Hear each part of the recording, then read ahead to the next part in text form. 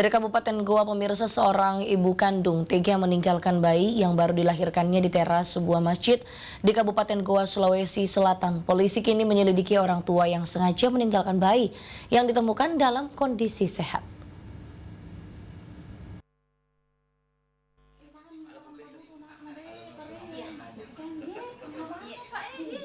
Bayi perempuan ini terlihat sehat saat dirawat di rumah salah seorang warga di Desa Patalasang, Kecamatan Patalasang, Kabupaten Goa, Sulawesi Selatan. Namun siapa sangka jika bayi mungil yang baru dilahirkan ini baru saja diterlantarkan dan ditinggalkan ibu kandungnya di teras Masjid Ashidikin di Dusun Balang Punia, Desa Panaikan, Kecamatan Patalasang, Kabupaten Goa.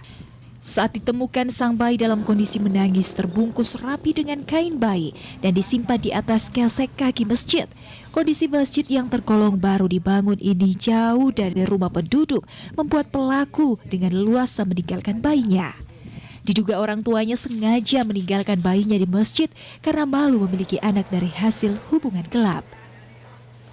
Penemuan bayi mungil ini berawal saat pengurus masjid akan melaksanakan salat 5 waktu. Tiba-tiba terdengar suara tangisan bayi dari sudut depan masjid. Menangis, nah bilang suara kucing. Iya. Baru dia keluar, nah ini anak-anak yang keluar tiga iya. Iya. Nah lihat di sini, kan ini bukan anak-anak. Jadi tahu pengurus masjid yang imam di sini. Yang pengurusnya ini kan saya. Iya. Itu imam. Terus langsung dilaporkan ke polisi. Iya.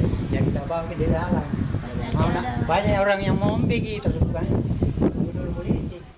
Usai diamankan di rumah warga, sang bayi kemudian dibawa ke Mapolsek Bonto Marannu, Kabupaten Goa sebelum diserahkan kepada warga yang ingin mengadopsi sang bayi.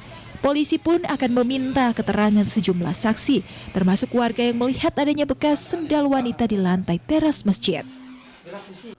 Kalau kita lihat dari caranya sebenarnya ya, ada kesengajaan.